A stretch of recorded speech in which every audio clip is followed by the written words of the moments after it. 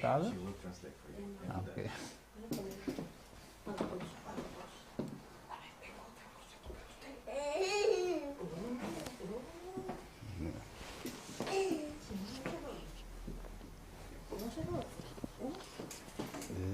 Let me see. Maybe I put it here, right side here. Maybe on that side, in boundaries. Ah ja. Als het daar in de hoek staat, is goed. Ja. Oké. Moet ik beter zitten? Nee. Ja.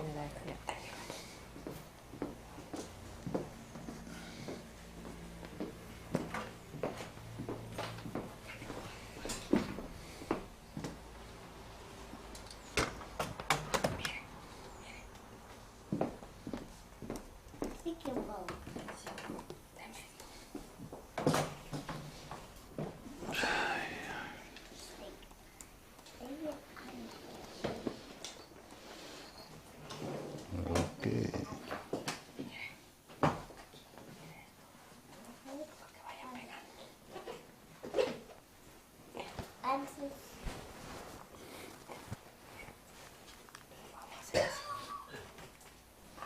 Oké. Les in Sabbat. Gezegende Sabbat. Yes. We are happy to be here with everybody again. So we can study an important topic. Om een belangrijk onderwerp te studeren. Today our topic is what are you waiting for? Vandaag het titel is waar wacht je op? When silken cords of affection becomes a snare. Wanneer zijdekoorden van affectie een valstrik worden. Yes. All right. So we will study this through Bible and Spirit of Prophecy. We zullen dit studeren met de Bijbel en boek de geest der profetie. So we can see what this means for us in these last days. Zodat we kunnen zien wat dit voor ons betekent in deze laatste tijd. How does the enemy work Hoe de vijand te werk gaat. to ensnare us? Hoe wat?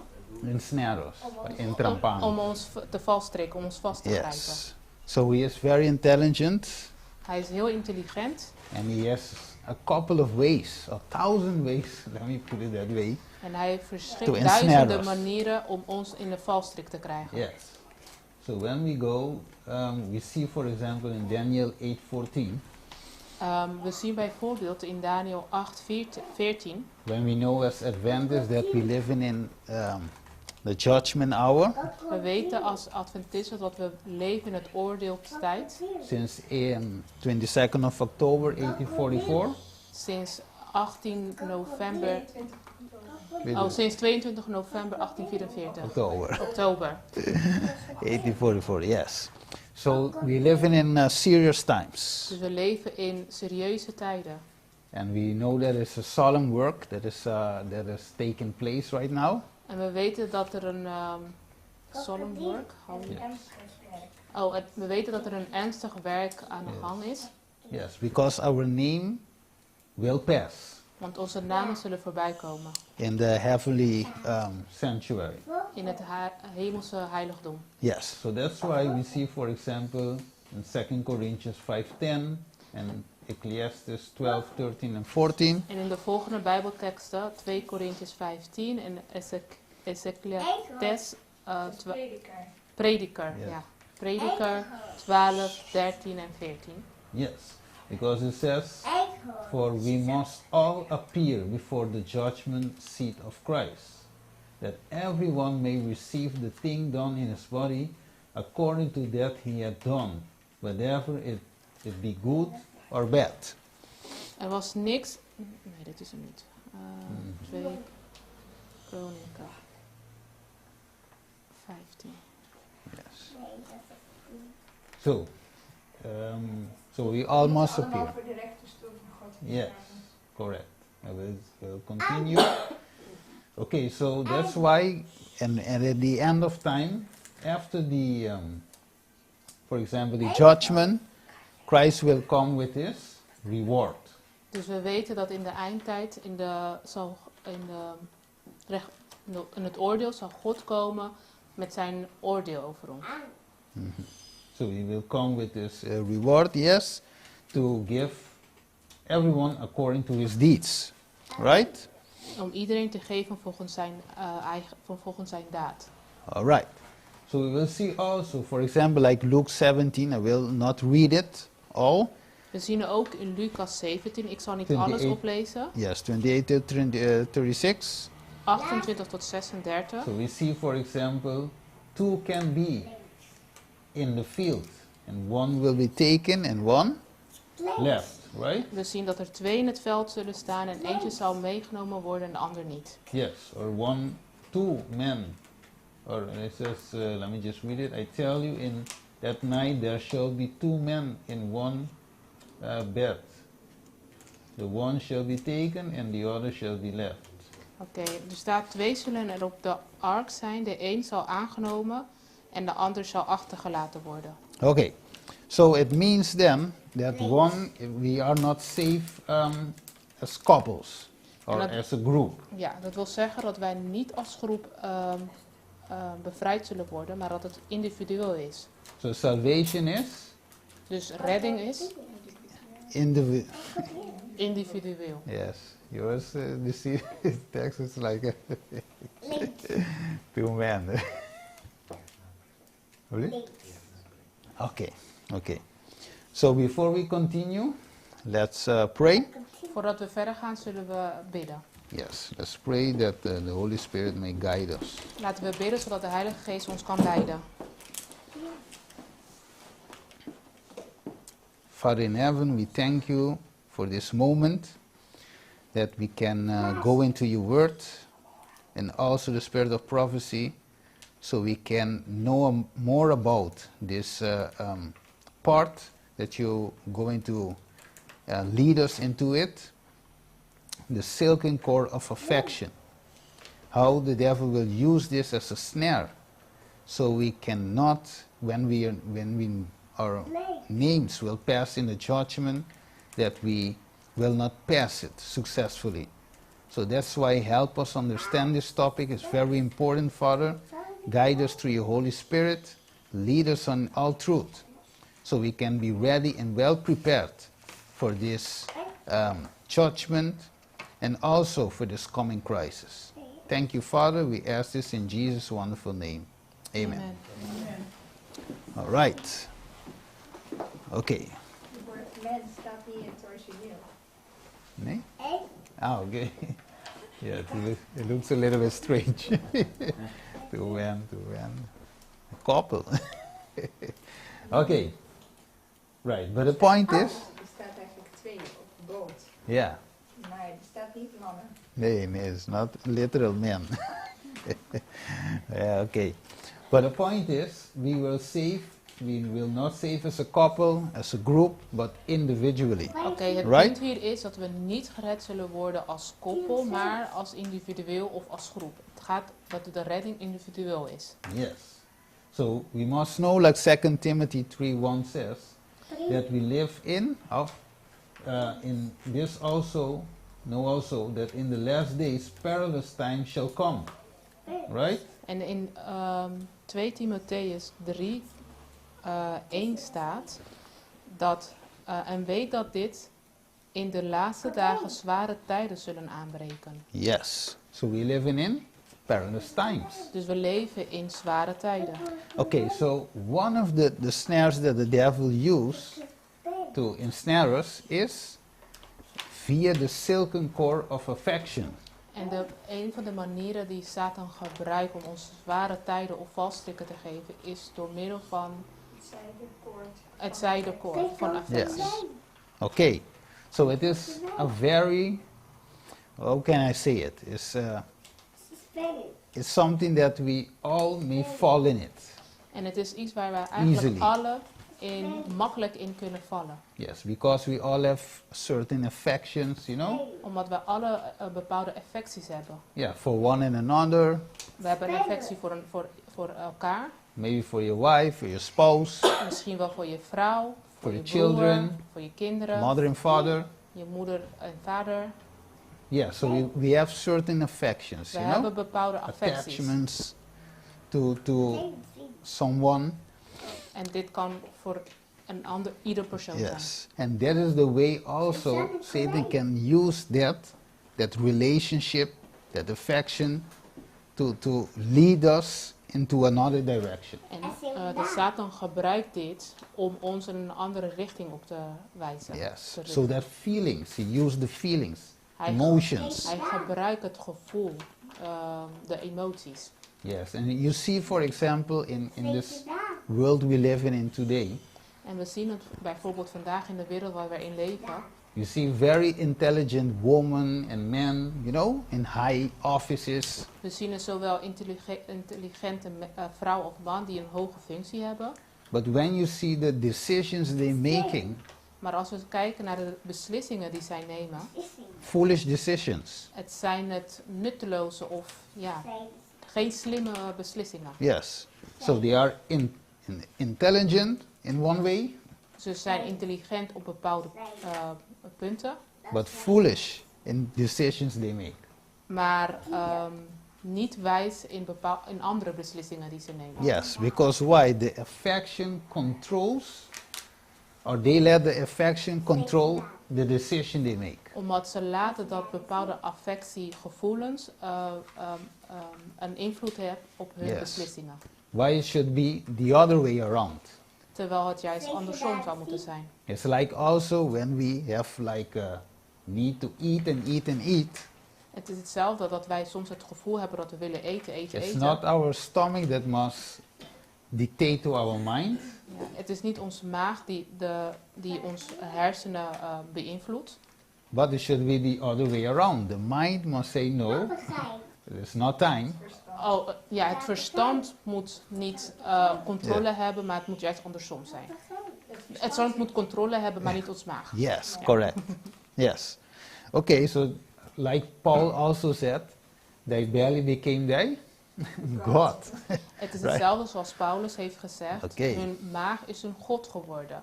Okay, so we see in most cases affection has become stronger than the intellect, right? We zien in sommige situaties dat affectie hoger is dan het intellectuele. But we are to be governed by our intellect. Maar we moeten ons laten leiden door het intellectueel. But yet this affection has become so strong. Maar helaas is affectie veel sterker geworden. Yes. So you may say, okay, what does this have to do with present truth? En je zal je misschien vragen, wat heeft dit te maken met tegenwoordige waarheid? But yet, we cannot take decisions. Even though, you know, the present true message, Ja, maar helaas kunnen wij geen juiste beslissingen nemen, ook al weten we de tegenwoordige waarheid. yes. So we see it today, right? Dus we zien het vandaag. That people come near to the truth, but yet without making a decision. Dat mensen zich neerbuigen voor de waarheid, maar als ze Komen dicht bij de waarheid. ze komen dicht Ja. bij de waarheid, maar als ze beslissingen moeten nemen, dan gaat het mis. Or if they want to join, for example, a church that preach or stand for these messages, Soms zien we dat ze zich willen aansluiten aan gemeentes die de tegenwoordige waarheid spreken. but yet they will not make a decision. Maar uiteindelijk zien we dat ze die beslissingen niet nemen. So Satan knows this very well. En Satan weet dit heel goed. And we are in times that we have to make wise decisions. En we leven in een tijd dat we wijze beslissingen moeten nemen. Because we are living in the times of judgment, right? Investigative Omdat judgment. we leven in de tijd van het oordeel. And books are already be open. En de boeken zijn al geopend. Yes, like we see here, for example. Zoals we hier zien. What is an affection? Wat is affectie? It's a strong feeling that you have for someone. Het is een sterk gevoel dat je hebt voor iemand. And that is stirred up by beauty and by desire. En het wordt verhoogd door schoonheid of verlangens. It is a word that you can't really qualify very well. Het is een woord dat je niet goed kan neerzetten. But you can understand it. Maar je kan het wel begrijpen. In these last days we are meeting with problems of human affection. En in deze laatste tijden hebben we te maken met problemen voor vrouwelijke affectie. Menselijke. Oh, menselijke Ja. affectie. Affection, die komen ook erin, staat ook erin. Affection, emotion is stronger than intellect. Affectie, emotie veel meer dan intellectuele affectie. Okay, so let's see, for example, let me just jump that. Okay. So affection are stronger than intellect, but we are to be governed by our intellect, and yet this affection are so strong. Oké, dus we zien vandaag de dag dat affectie veel sterker is dan de intellect. But we moeten ons laten beheersen door ons intellectueel en niet door ons en alsnog zien we dat affectie veel sterker is. Yes. Yes. Let me see what does Ellen White say about this. En laten we kijken wat zuster White hierover zegt. It says, many are the ways by which Satan works through human influence to bind his captives. Er zijn verschillende wegen dat Satan gebruikt om door mensen te invloeden om zijn bind. Te binden. Het is door menselijke invloed dat hij zijn gevangenen bindt. Yeah. Ja. Yeah. Yes. Correct. So we see it that it is we have to be careful. Dus we zien dat en we moeten oplettend zijn. So if we not careful, Als we niet voorzichtig zijn, he will use someone to ensnare you. zal hij iemand gebruiken om ons in de valstrik te laten vallen. So we must be very watchful Dus we Vigilant. moeten heel waakzaam in zijn these last days. in deze laatste tijden. So don't think it's only from the outside, Dus denk niet dat het alleen vanuit buiten komt, but it's also in the inside. maar ook vanuit binnenuit. So most of the time we look on the outside for the enemy, but the enemy might be within. Maar omdat we heel vaak ons richten op wat er buiten gebeurt, maar de vijand kan al binnen zijn, Yes. aanwezig zijn. Without noticing, it may be he or she stands beside you. Zonder dat je het merkt, staat die persoon naast je. So we must be vigilant, right? Dus we moeten waakzaam zijn. As it says, he secures multitude to himself by attaching them by the silken cord of affection. Great controversy says, to those who are enemies of the cross of Christ. Hij verzekert een menigte tot zichzelf, bij attacking en bij silks, om door hen aan te vallen bij zijde koren. Hij probeert menigte voor zichzelf te verzekeren door hun te binden met zijdekoorden van affectie aan diegenen die de vijanden van het kruis van Christus zijn. All right. So, there are some ones that are enemies of the cross that we are bound to. Sorry, wat je... There are some ones that are enemies of the cross that we are bound to. Oké, er zijn sommigen die vijanden zijn van het kruis en daar zijn wij dus mee gebonden. So, just picture that. Dus You attach to someone maak daarvan een afbeelding. Je bent verbonden aan iemand that are enemy of the cross. die vijand is van het kruis. Maybe it's in the same church, Misschien is die persoon in dezelfde kerk, in the same house. in hetzelfde huis. So it can be anyone. En dus het kan iedereen zijn. But the question is, who do I love more? Maar de vraag is, wie heb ik meer lief? That person or God? That's the persoon point. of God? Because he holds you in this on this silken cord of affection, so you cannot lose. Want hij houdt je vast in de touwen van affectie. En Yes. je kan er niet makkelijk loskomen. Normally you may say, okay, a silken cord you can just, pass who is this?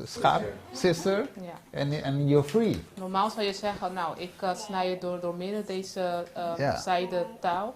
Maar, en dan ben ik vrij, maar zo is het niet. Because it is not a big chain, you know.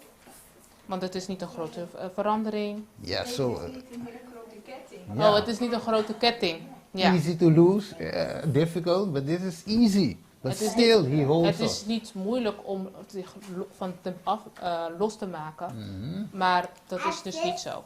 Yes, let me see, what else? Okay, whether this attachment might be parental, he says, filial, conjugal, or social. The effect is the same. It doesn't matter how. It is the same. Naomi, kan jij deze misschien? Hier zitten wel een paar woorden in die moet je Ja, ook even parental. kijken. Dus, Het gaat tussen ouderschap. ouderlijk, Ja. ja.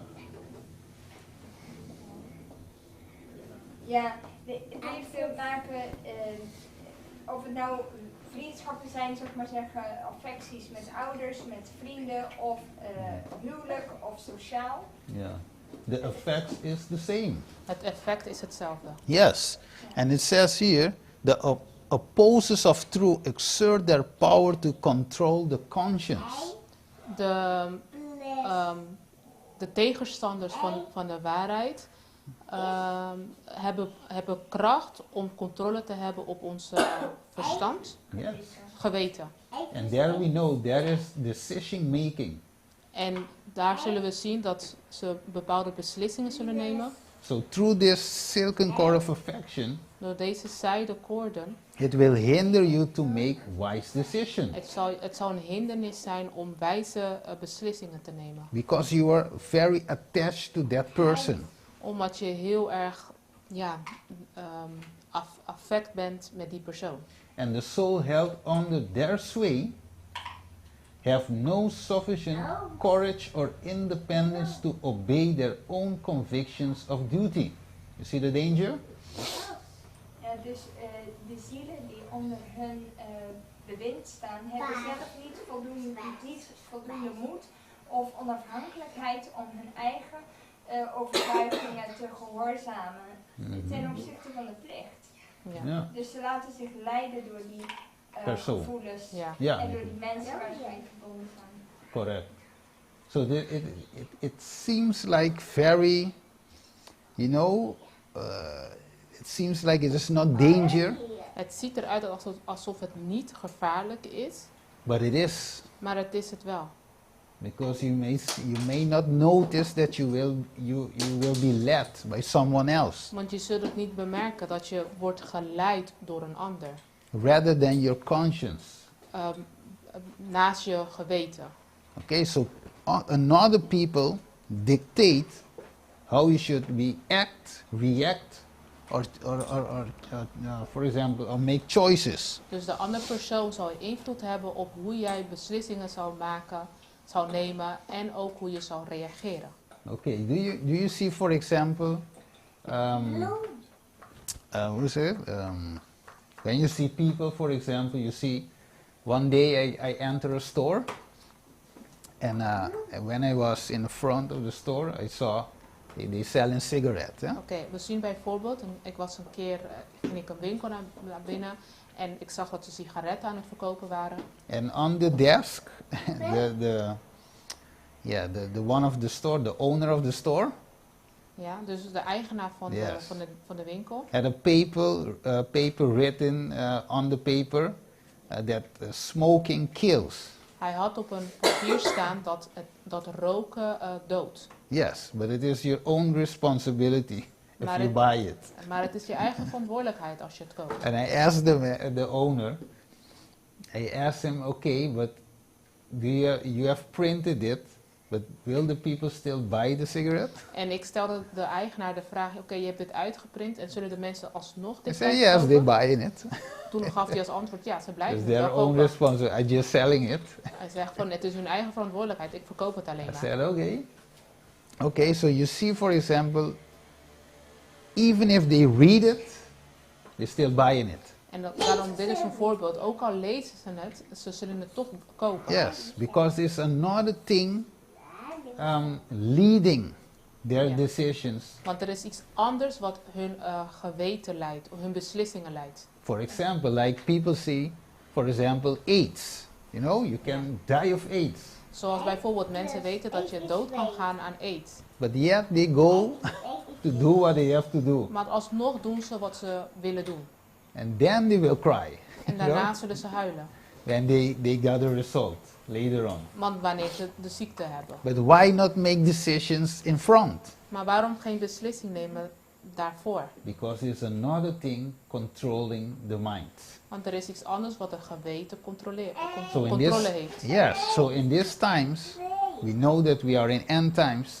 It's time to make wise decision. Choose correctly. En omdat we weten dat we in de eindtijd leven, is het belangrijk dat wij juiste beslissingen nemen. Yes, okay.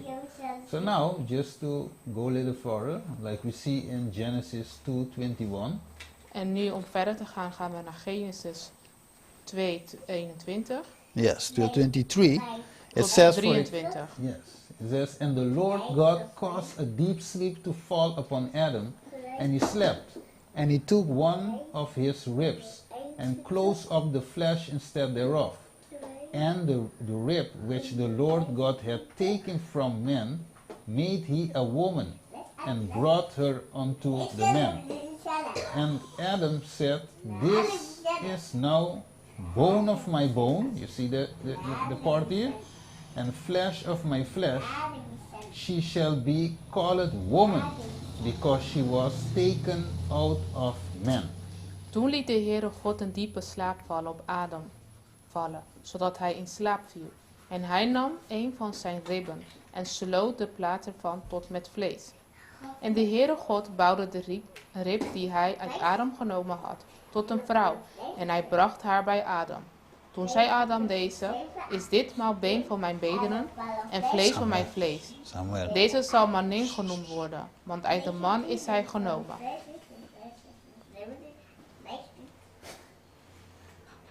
Okay. So we see, for example, now Adam here in this case. Dus we zien hier Adam. When we go in this part, we see, for example, he says, now is this bone of my bone. So you see, like the relation, the Ja. closeness. Ja. Dus Adam zegt hier zo, been van mijn benen en vlees van mijn vlees. Dus we zien een nauwe relatie hier. Okay, so God has made it for good, Dus- right? It is good. Dus God heeft het gecreëerd voor iets goeds. Yes. So it is not bad. Dus It's het good is- to have that part, you know? Dus het is wat God heeft geschapen wat goed is. Het is niet slecht. Right, but the enemy, for example, is watching, right? Maar de vijand, die ziet het, want hij houdt het in de gaten. So we see this silken core of affection, Hij ziet deze zijde koren van affectie. and he will use it.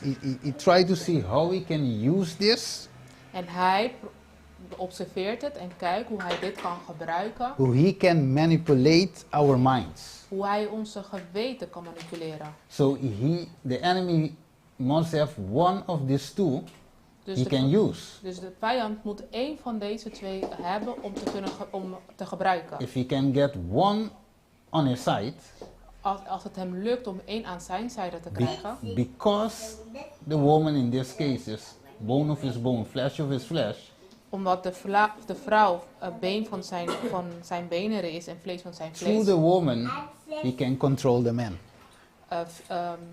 Door de vrouw kan hij controle hebben op de man. Okay, we will see it. Oké, we gaan het bekijken. So God created the conjugal tender cord between husband and wife. Dus God heeft de gemeenschap gecreëerd tussen man en vrouw. It was so tender and so precious, and all you men know what it's like to have a precious partner in a woman, right? Het was heel nauw en heel mooi, en zodat ieder weet wat het is om een mooie relatie te hebben. It's pretty strong. Now En it het, says, was Behoorlijk sterk. het was behoorlijk sterk. yes. What did say, and remember, Eve is fresh out of the oven, right? So En it is herinner aan perfect. Eva was perfect, was helemaal fris. Yes, perfect. Without everything is right on its place. Alles was precies op zijn plaats. It says, what did Satan do then?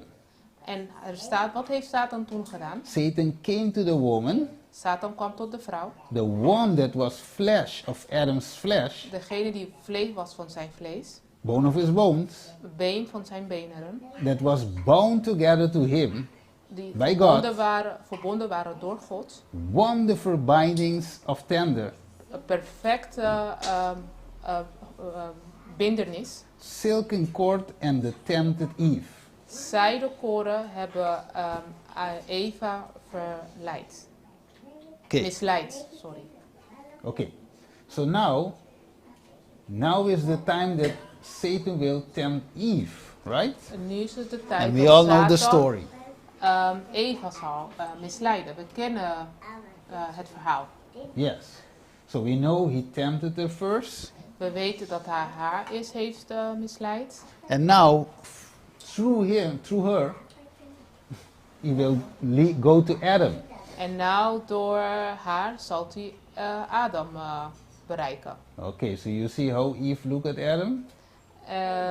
Je ziet hoe kwaadaardig Eva naar Adam kijkt. How can you say no? Hoe kan je nee zeggen? So that look will tell you everything, Dus right? die blik. Dus die blik zal je alles vertellen. Yes, it's difficult to say no, Het is moeilijk om nee te and zeggen. Satan knows that. En Satan weet dat.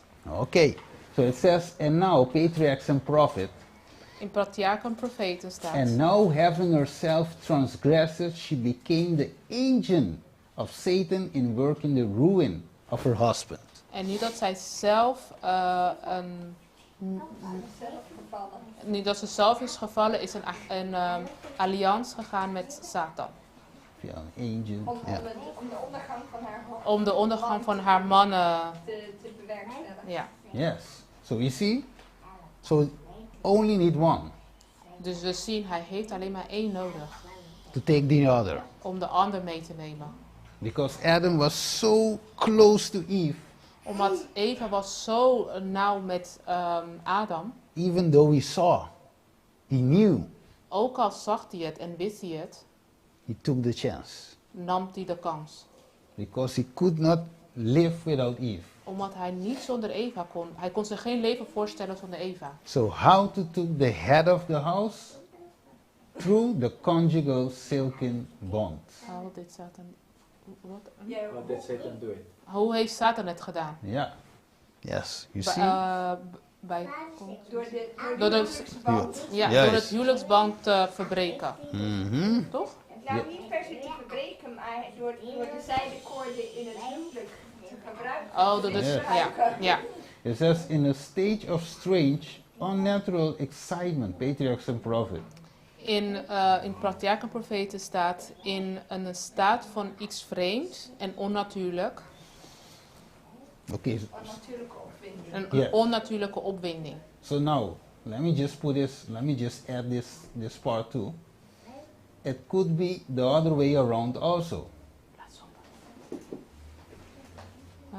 Ja, het kan ook andersom zijn. Yes. So don't think that it's going to be only through the woman. It maybe come also through the man. Dus we moeten niet. Ja, preach. Dus we moeten niet zeggen dat het alleen maar van de vrouw komt, maar het kan ook andersom. Yes, yes, because sometimes it's the way around. Want heel soms is het ook andersom, dat de man degene is. Yes, it says, with her hands filled with the forbidden fruit, she sought his presence and relayed all that he had occurred. En dan staat geschreven dat haar handen gevuld met het verboden fruit, is zij naar zijn aanwezigheid gegaan en heeft hem misleid. Nee, heeft hem verteld wat er gebeurd was. Oh, en heeft hem verteld Yes. wat er gebeurd is. So you know, in the book Last Day Events, also Ellen White says that many will accept the mark of the beast. Ja, en we weten in het boek van Events dat Ellen White zegt dat we velen zullen weten wat de misleidingen zullen zijn van No, het many beest. will accept the mark Oh. of the beast. Velen zullen accepteren het mark van het beest. Because of this silken cord of affection. Many vanwege advantages. Ja, Let me put it that vanwege way. de zijdekoorden zullen velen de mark van het beest accepteren. Yes. Merkteken. Merkteken. Because they say, it's my child, I cannot let him suffer hunger, etc. So Want they will velen zullen take the mark zeggen, of the beast. het is mijn kind, ik kan hem niet laten lijden. Yes, so you can read more about that. Dus- So that's why I say it is present true. Ja, dus we kunnen er veel meer over lezen en daarom heb ik gezegd, het is tegenwoordige waarheid. When you read it, with a sweet voice of melody. Als je dit leest met een mooie geluiden van melodieën. Eve came to Adam and said, oh my darling, look Eve- what has happened to me. You know, with the Ja. Eva singing voice. Eva kwam met een liefelijke stem naar haar man en zei, oh mijn man, kijk wat er met mij is gebeurd. I'm so happy. Ik ben zo blij. And in all her beauty and glory, Adam was there astonished. En in al haar schoonheid en stond Adam verbijsterd. Okay, because it says Eve was sweeter than before. Want After he hij ate. zegt, Eva was namelijk veel liever dan daarvoor. We will read it. Okay, so it says, We zullen het lezen. an expression of sadness came over the face of Adam. Er kwam een droevigheid over Adam heen. Yes, he appeared astonished and alarmed. Hij was Verbijsterd verbijsterd en en gealarmeerd. To the words of Eve, he replied that this must be the fool against whom they had been warned.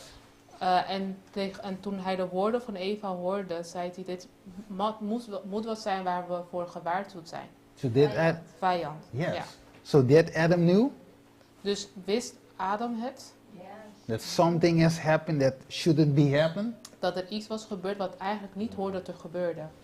That Eve break God's commandment. Dat Eva de geboden van de Heer had verbroken. He knew it Hij wist het, because they were warned before. omdat ze daarvoor al gewaarschuwd waren. So they knew the message. Dus zij kenden de boodschap. They know the truth. Ze kenden de waarheid. So Adam, as the head of the house, knew it. Dus Adam als het hoofd van het huis, hij wist ervan. So it says Adam understood that his companion Eve Dus Adam begreep dat zijn metgezel, dus Eva, has transgressed the commandment of God. had de geboden van God verbroken. You know, when you transgress God's commandment, you will become an enemy of the cross. Want we weten dat wanneer wij de geboden van God verbreken, dat wij dan vijanden van het kruis. we Yes. worden vijand van het kruis. That means that people will lead you into sin. Dus dat wil zeggen dat mensen je zullen leiden tot zonde. Because the breaking of God's commandment is sin, Want right? het breken van Gods geboden is zonde. So Eve now came to lead Adam in sin. Dus Eva kwam nu om Satan te leiden tot zonde. Just picture that, her own wife in this case. Als we dat voor ons projecteren, zijn eigen vrouw, Yes, the one beside him, the flesh of his flesh, bone of his bones. de persoon naast hem, vlees van zijn vlees, been van zijn Not the benen. enemy outside, but the enemy within. Niet de vijand vanuit buiten, maar de vijand vanuit binnenin. Yes, she wasn't the enemy at the first place. Ze She was- became the enemy. Ja, ze was niet de vijand in het eerste begin, maar ze werd de vijand. She says this regarded the only prohibition laid upon them as a test of their fidelity and love.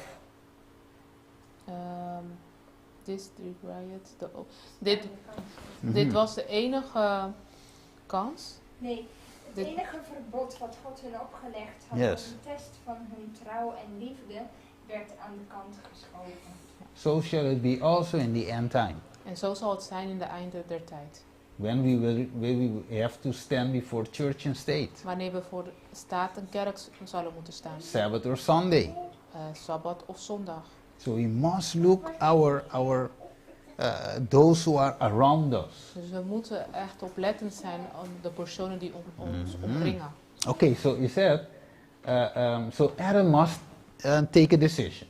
Dus er Right. staat, Adam moest een beslissing nemen. His conscience must be now active as never before. Zijn geweten moet echt actiever zijn dan ooit eerder. Yes. So there was a terrible struggle in his mind. Dus No, er a was battle in his er mind. was een verschrikkelijke strijd in zijn geweten. Remember, the one he loves.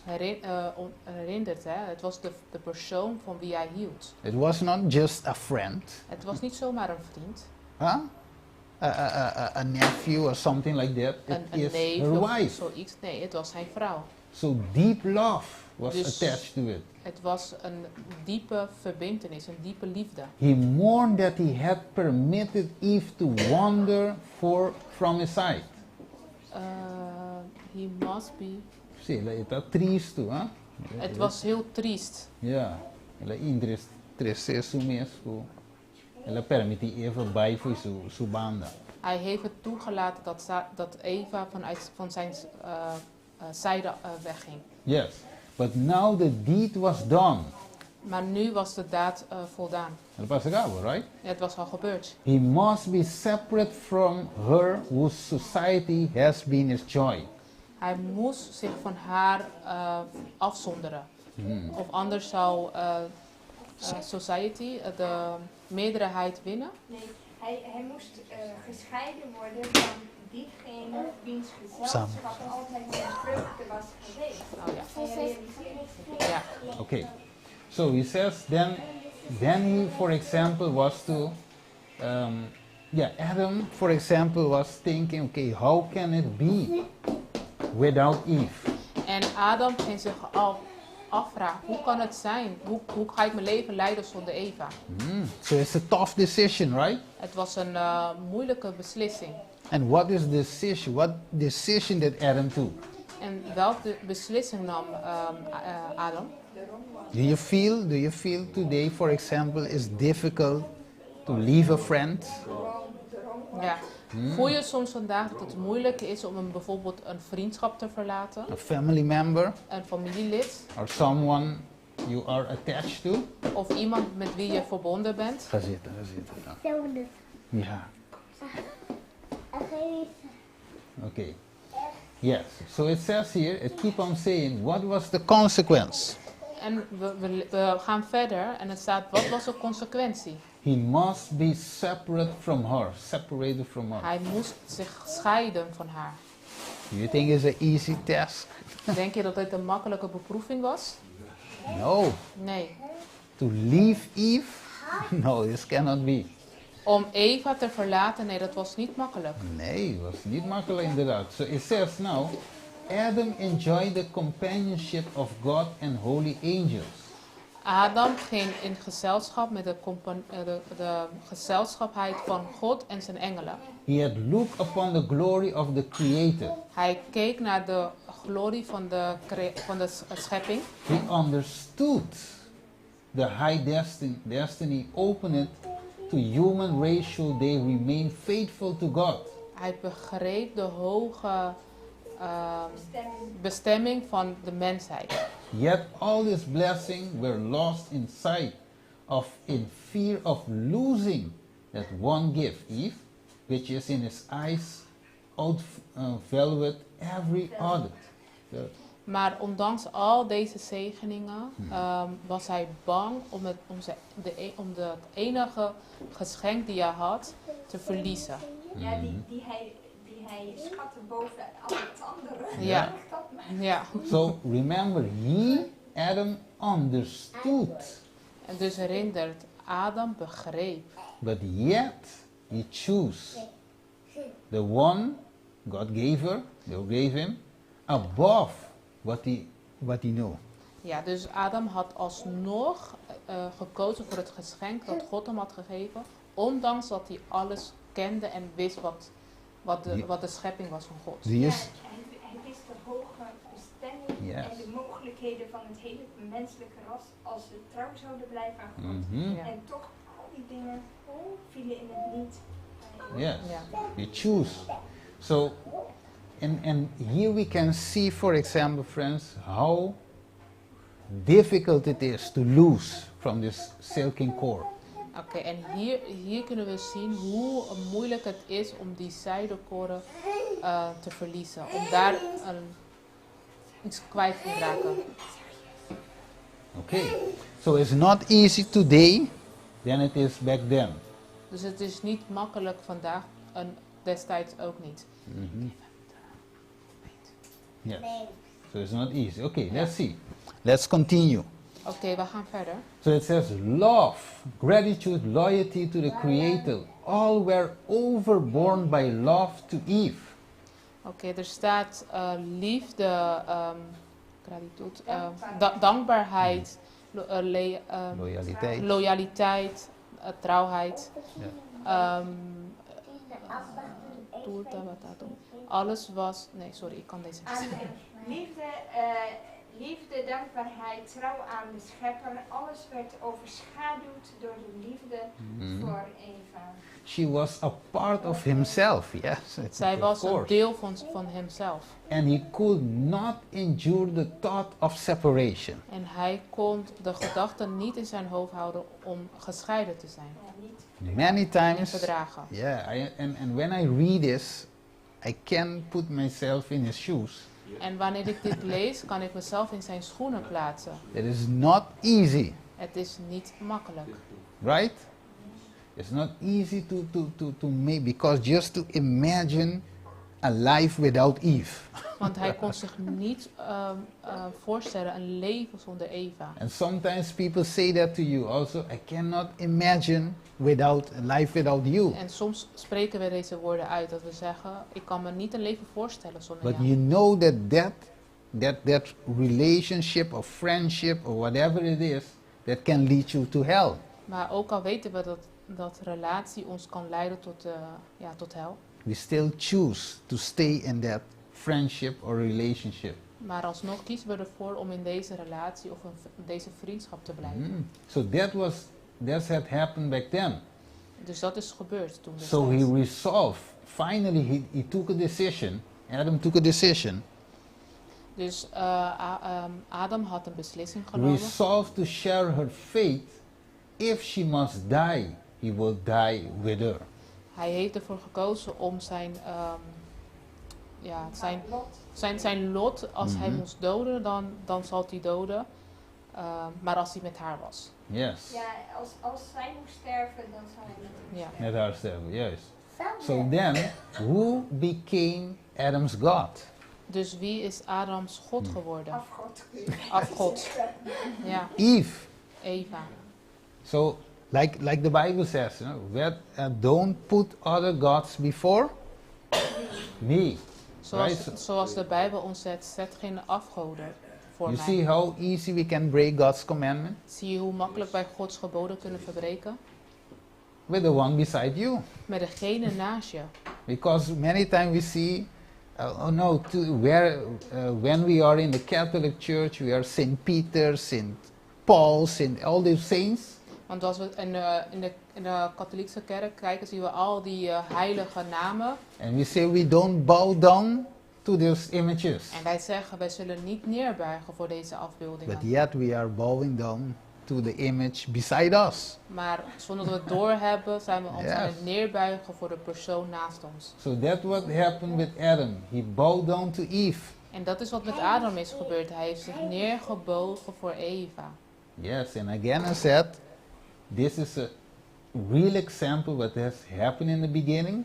En dit is, nogmaals herhaal ik het, dit is een voorbeeld wat is gebeurd in het begin. But there are many ways that this thing can happen today with us. En er zijn verschillende manieren dat dit ook vandaag ons kan overkomen. So Satan know this, and that was, I will not read everything. En dat, Satan wist dat. En, It's the same way he did with Israel. en dat is dezelfde manier dat hij heeft gebruikt voor Israël. Yes, I just jump past this one. Okay, so it says the experience, so later on, Israel, the experience of the Israelites was written for the instruction of those who should live in these last days. Dus de ervaring van de Israëlieten is geschreven als instructie voor degenen die in de laatste tijden zullen leven. Yes. So it keep on saying, for example, before the overflowing sword shall come upon the dwellers of the earth, the Lord called upon all who are Israelites indeed to prepare for that event. If you want to translate.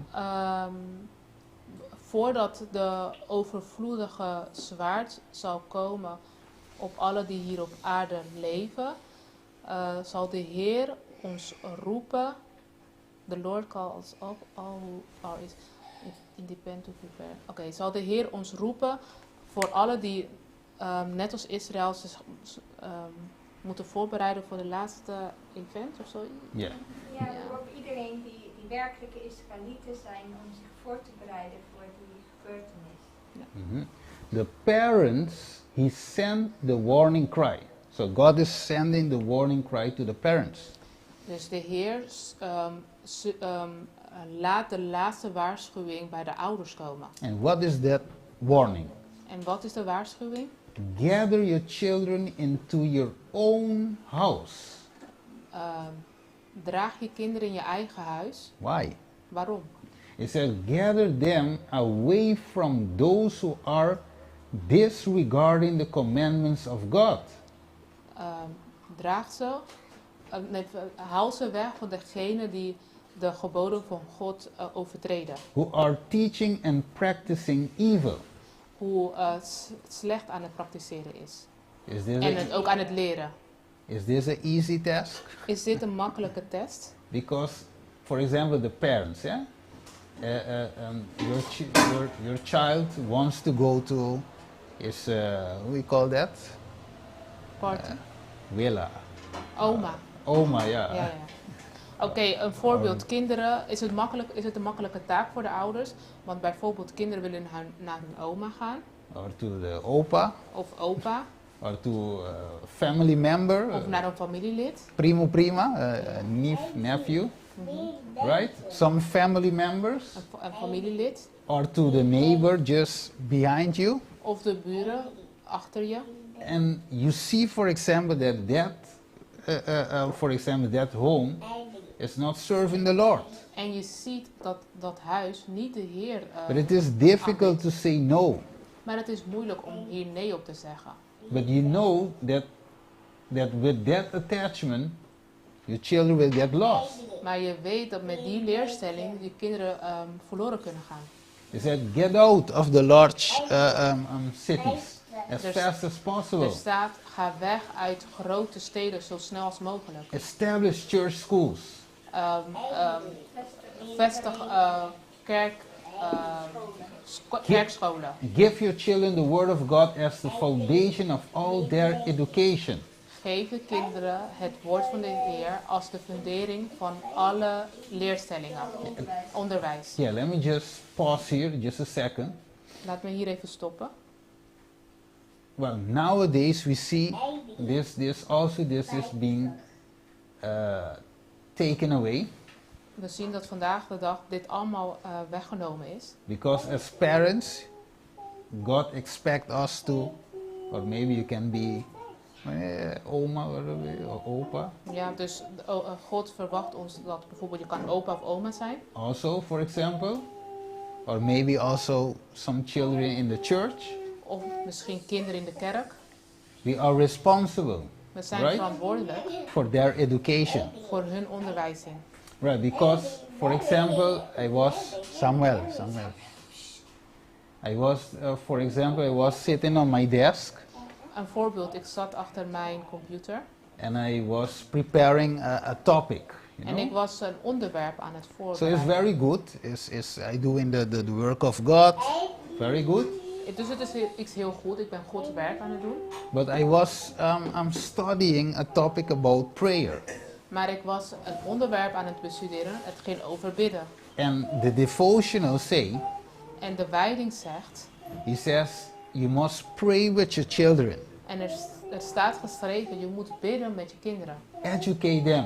Je moet ze onderwijzen. So then, when I was sitting behind my desk. En toen ik achter mijn computer zat. And I said to myself, okay, I can be doing a good work. Yeah.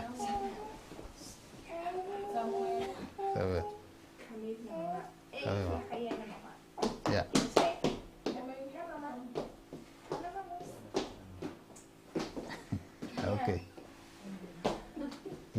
Okay. So I was sitting there, for example, Ik zat daar bijvoorbeeld. and for example, I was in my room and Samuel was playing in his room.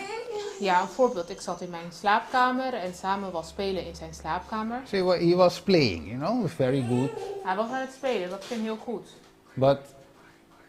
And then, like God bring it again to my mind En de Heer herinnerde me ineens weer that you must educate and pray with your children. dat je je kinderen moet onderwijzen en je moet met ze bidden. So at that time I stopped, even though I was doing, reading the Bible. Okay. Ah, yeah. Yes. Okay. So that time I stopped En ik stopte and I called Samuel en ik riep Samuel. and I said, let's do something. En ik zei tegen hem, laten we wat doen. Yeah.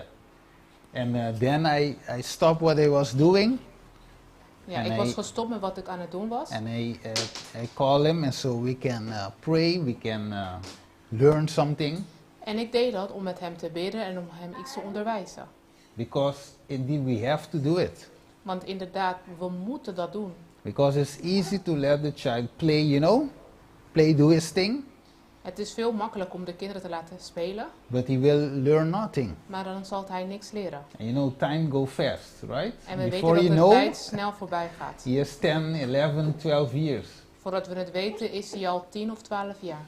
And that's why he said you must give your children the word of God as the foundation of all their education. En daarom staat er ook dat je je kinderen het woord van God moet geven als een En dit is- fundering yeah. van alle onderwijs. And that is primarily to the parents. En dit is prioriteit en het eerste wat ouders moeten doen. For those who are responsible at the first place.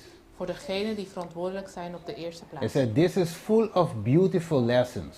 En dit zijn allemaal mooie En if- onderwijzen. And if Lessen. pupils make it their studying the primary grade below, they will be prepared for the higher grade above.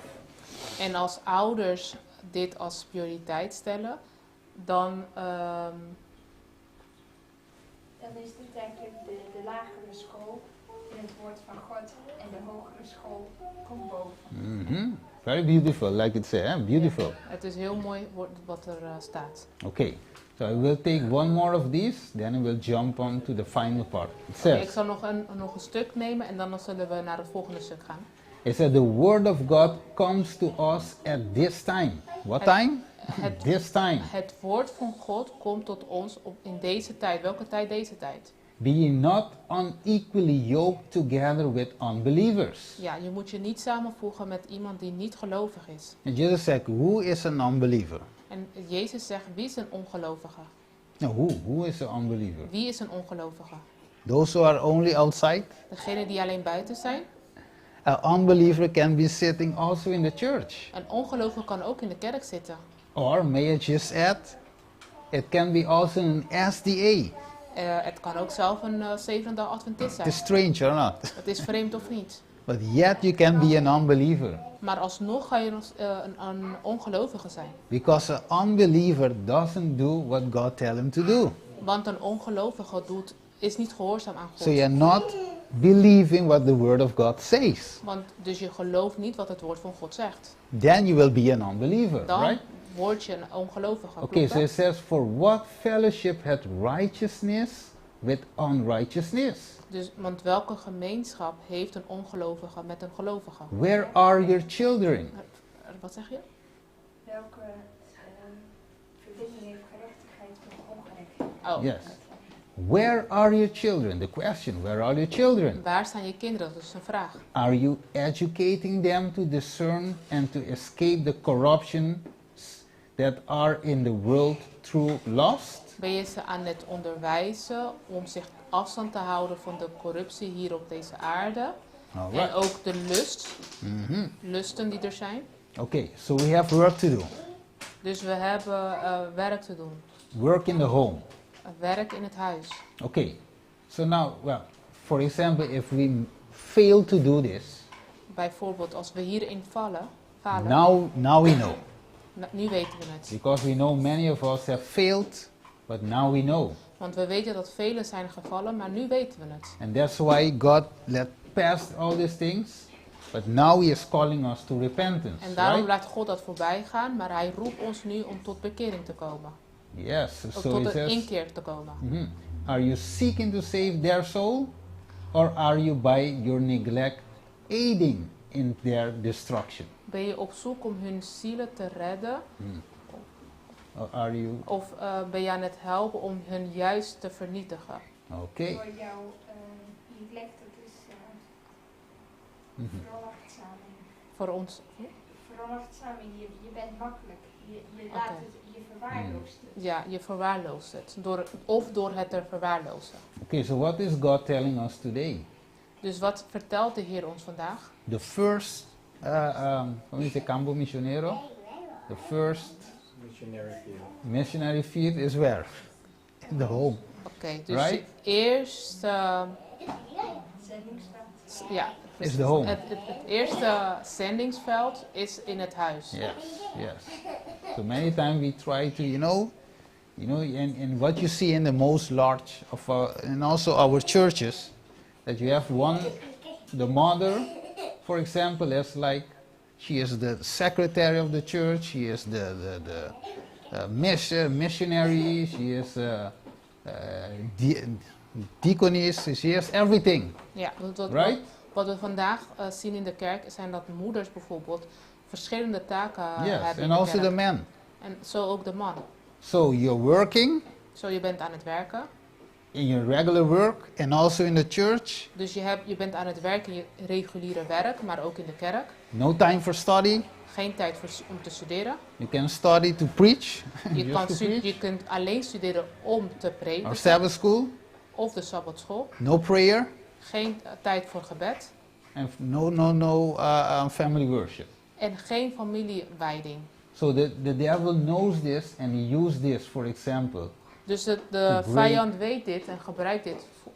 Okay, so I will jump all this to go to a very special part too. Oké, ik sla dit allemaal over om naar Because time is already zeer past. belangrijk onderdeel te gaan, want de tijd is bijna voorbij. Okay, let me just jump to that part.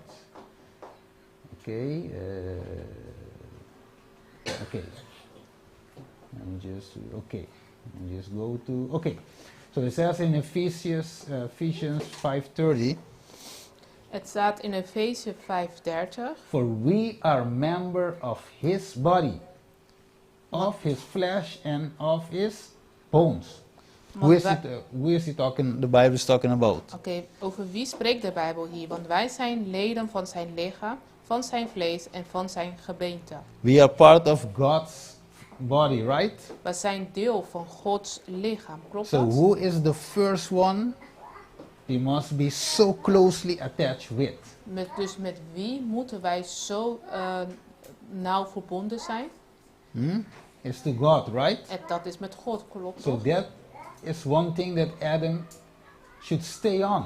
Dus dat right? was een ding waar Adam eigenlijk zich verbonden mee moest blijven. And it's the same thing we have to hold on today. En het is hetzelfde waar wij ons vandaag aan moeten vastklampen. So the first flesh of my flesh, bone of my bones is God. Dus het eerste vlees van mijn vlees, been van mijn beneren, is God. So this unity of silken cord of affection has been established with Jesus, Ja. right? Dus de gemeenschap van de zijdekoorden is gestabiliseerd. Moet eerst met God zijn. Ja. Yes. So it says in the relationship to Christ, he will be bone of his bone, flesh of his flesh, one with Christ in a peculiar relationship. Ja. Dus in de relatie met God ben je vlees van zijn vlees, been van zijn beneren. En in een particuliere relatie met God. Because Christ took humanity of man. Want God heeft de mensheid op zich He genomen. became the subject to temptation, endangering, as it were. Hij was onderworpen. onderworpen in de verleidingen van de zonde. His divine attributes, Satan sought by the constant and curious devices of his cunning to make Christ yield to temptation. Ja, en dus hij is de moeilijkheden, hij is voorgezet voor de moeilijkheden en heeft hij overwonnen? Of, Ja, hij bracht daarmee eigenlijk zijn goddelijke attributen in gevaar, door dat te doen, want hij werd mens. En Satan probeerde door constant en hele sneaky manieren Christus ertoe aan te zetten om toe te geven aan de verzoeking. Yes. Man must pass over the ground over which Christ has passed. So everybody. Ja, dus wij moeten dit allemaal overslaan om... Nou, wij moeten dit ook meemaken. Wij moeten hier ook doorheen op dezelfde manier als dat Christus deze verzoeking moest doorstaan. Yes, correct. Right? So man is to overcome. Zo kan de mens overwinnaar worden. Yeah, just as Christ did it, we all have to do it. Dus Jezus Christus heeft het gedaan en wij allen moeten dat doen. So today, who is that silken core of affection? Who is that friend? Dus that de vraag sister, is that vandaag, met wie hebben wij die zijdelkoren van affectie? Yes. Choose, like Ellen White says, choose poverty, reproach, separation from friends even, or any suffering rather than to defile the soul with sin. Okay. Dus we moeten wijs kiezen en ons afzonderlijk houden van al die vrienden die zich laten beïnvloeden door Satan. It says, Nee? Het is eigenlijk kies armoede, reproach, dat is eigenlijk kritiek, scheiding van vrienden of lijden zelfs nog meer dan dat je je ziel zou laten besmeuren door de zonde. not easy. But it says, death before dishonor or the transgression of God's law should be the motto of every Christian. Ja, wil jij het verder? Dus de dood eerder dan God te onteren of zijn wet te overtreden, moet het motto zijn van iedere christen. As a people professing to be reformers, treasuring the most solemn, purifying truths of God's word, we must elevate the standard far higher than it is stated at the present time.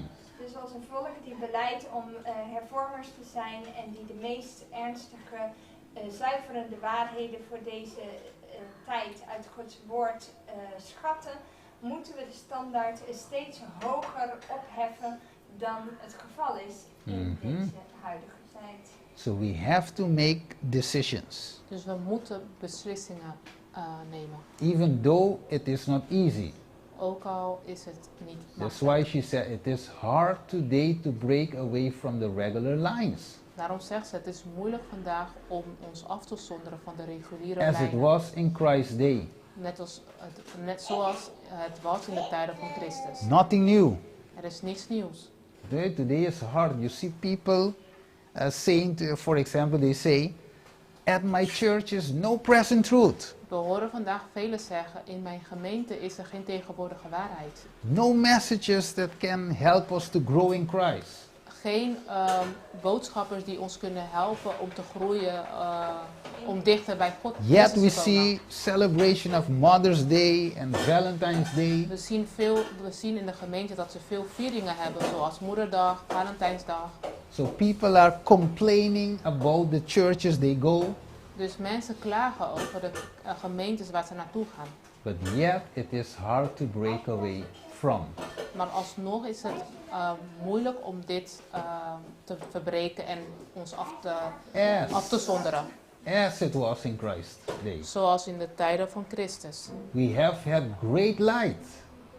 We hebben het grote licht. Let us not become narrow. Laten we niet narrow, Ja, dat Smal. is eigenlijk, smal. Small-minded. dat je... Er is nog een beter woord voor. It says, Ja, nou denkend eigenlijk. Ja. Maar er is een beter woord voor. Nou denk ik. Narrow-minded, ja. Let us break the bonds which bind us. Which bonds? Ja, laten we de koorden breken die ons binden. Yes. So these bonds can be church members, church Dus- friends. Dus deze verbintenis kan kerkleden zijn, vrienden. Yes. Christ is the source of all true growth, the maintainer of our life. By His Holy Spirit, He communicates heavenly principle and furnishes spiritual life. Christus is de fundering van elke waarlijke groei. Hmm. Degene die het leven onderhoudt. Degene die het leven onderhoudt door middel van zijn Heilige Geest. Communiceert hij de hemelse principes. Principe. Ja, hij, ja. Oké. En hij geeft het geestelijk leven Mhm. plek. So we see this today. Dus we zien dat vandaag.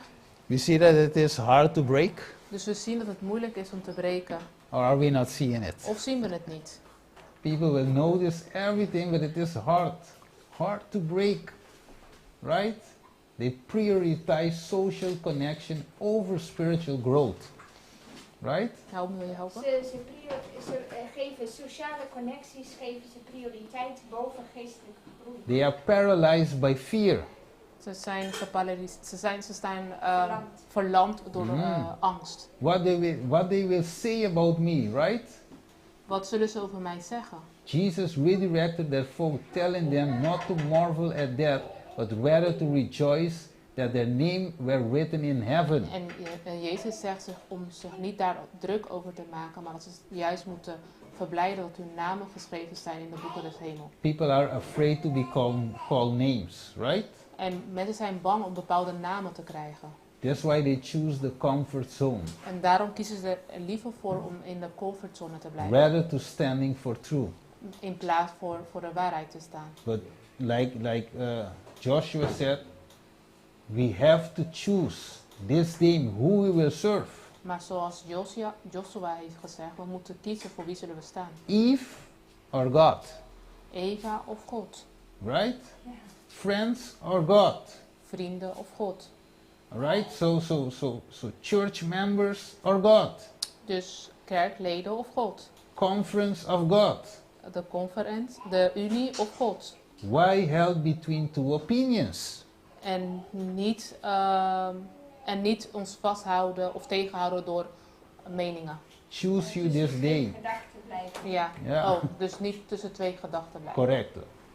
Choose you this day whom you will serve. So it is very deep, Oké, right? Het gaat dieper. Kies vandaag wie je wil dienen. But Joshua said, but as for me and my house, we will serve the Lord. Want Joshua heeft gezegd, zowel mijn huis en ik zullen de Heer eren, dienen. So he stood as an example, right? Dus Joshua is een voorbeeld. Hij For stond one- als een voorbeeld. Yes, for one who choose for God Want hij was degene die koos voor God. rather than opinions of men. In plaats van zich laten leiden door meningen van anderen. So that's what we see, that God has promised everything, right? Dus we zien dat God alles belooft. Yes, from Canaan, from Egypt to Canaan, Van Egypte tot Kana. right?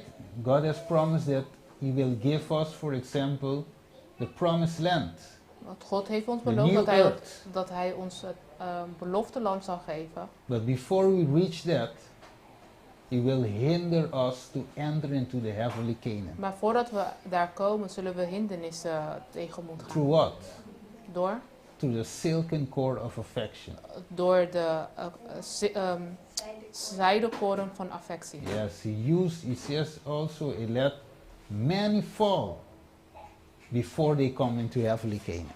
En er staat ook, velen zullen vallen voordat ze het hemelse koninkrijk bereiken. I will just jump everything because the time is Ik zal already. veel overslaan, But thousands has fall. maar In de snare. duizenden zijn gevallen. Do you think it is a game? Denk je dat het een spel is? So He used from one mind to another mind to another mind. Dus hij snares. gebruikt één geweten en dan gaat hij zo door en door. Yes. Mind-to-mind communication. Hij gebruikt het verstand van één en dan gaat hij door en dan is het een communicatie van verstand naar verstand. And here says, Satan rejoiced at his success. En hier staat dat Satan zich verblijdt als hij succes heeft. He tempted the woman to distrust God Hij heeft de vrouw misleid om God niet meer te gehoorzaam zijn. doubt his wisdom, Met wantrouwen. Wantrouwen, ja. and attempt to meddle on his omniscient plans. En hij heeft daar ook misleid om zijn plan voor elkaar te krijgen. And through her, Ja, en door haar. he had also brought about the fall of Adam. En door haar heeft hij de val van Satan voor de val van Adam voor elkaar gekregen. Who, out of love for Eve, disobeyed God's commandment and fell along with her. Want door zijn liefde voor Eva is hij God ongehoorzaam geweest en is hij meegegaan met Yes. Eva. So we cannot afford this in these last times. Dus ja, dat is een leer voor ons in deze laatste tijd. Yes. So to close, Om af te sluiten, we will see we have far more to fear from within than without. Selected messages dus 1. in Selected Messages staat er dat we veel meer angst moeten hebben voor hetgeen wat binnenuit gebeurt dan wat er buitenuit gebeurt. Even though in myself, Ook voor onszelf binnen. because self must die. Want ons eigen ik moet sterven. Because we can also become a God. Want we kunnen, Right? we kunnen ook een God zijn voor onszelf. Yes. Like they say, believe in yourself. Het Self, voorbeeld- self, self. But Een self voorbeeld must dat die. dat ze steeds vaak zeggen, je moet in jezelf geloven. Yes. Het eigen ik moet sterven. Correct. So then we see to close, Dus om af te sluiten, we see Samson was bound, you saw, a very, Ja, ook zo.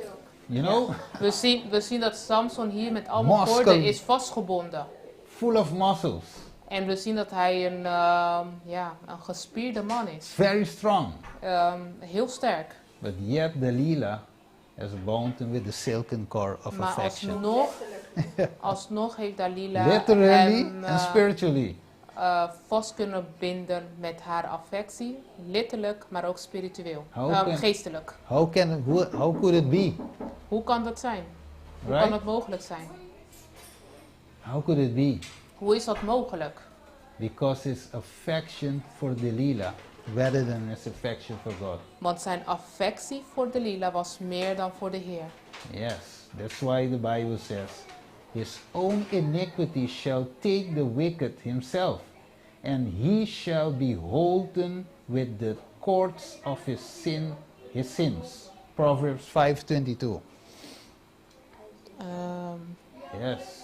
So these cords, Spreuken. 5:22. De So telefoon doet these het niet. cords is the cords of disobedience. Spreuken 5:22 zegt: zijn ongerechtigheden nemen de goddelozen gevangen. Met de banden van zijn zonde wordt hij vastgebonden. Yes. So that's it. Dus dat is het. That's it. So the love, he that loveth father, mother more than me, is not worthy of me. And he that loveth son or daughter more than me, is not worthy of me. And he that taketh not his cross and followeth after me, is not worthy of me. Matthew 10:37, 38. En in Matthäus 10, 37, 38 staat: wie vader of moeder lief heeft boven mij, is mij niet waard. En wie zoon of dochter lief heeft boven mij, is mij niet waard. En wie zijn kruis niet op zich neemt en mij navolgt, is mij niet waard. All right. So it is. Let me close it here. So we see. We must take a decision. It's not easy. Sometimes in life. Dus zien dat we een beslissing moeten nemen en dat is niet makkelijk. Het is soms in het leven is het zo. But we have to pray that God can help us make right decisions. En we moeten bidden dat hij... Sorry. Ah, okay. Ja, Goedemiddag. dankjewel. Yes, so we must take right decision. Dus we moeten bidden dat de Heer ons mag helpen, dat wij juiste beslissingen mogen nemen. Yes, let's pray. Ja, laten we bidden. Father in heaven, we thank you, Father, for this warning, appeal, because we know that we are nearing the end times, nearing the borders of heavenly Canaan to enter, and we know that this is one of the things that the enemy will use, is the silken cord of affection, because he knows that we are very attached to our friends, family, mother, father, wife, children, whatever friendship that we have, that we might choose them before you. But help us to not do so. Help us to choose wisely. Help us that our emotions, our affections doesn't govern our decisions, but rather that our conscience govern the emotions, the feelings that we may have for another person. Help us, Father, because we know, we have studied it today, and we know the danger, and that this is one of the ways the enemy can ensnare us and enslave us and bring us captive under his sway. So help us, Father. Thank you for this message, and help us put it in practice. This is our prayer in Jesus' wonderful name. Amen. Amen.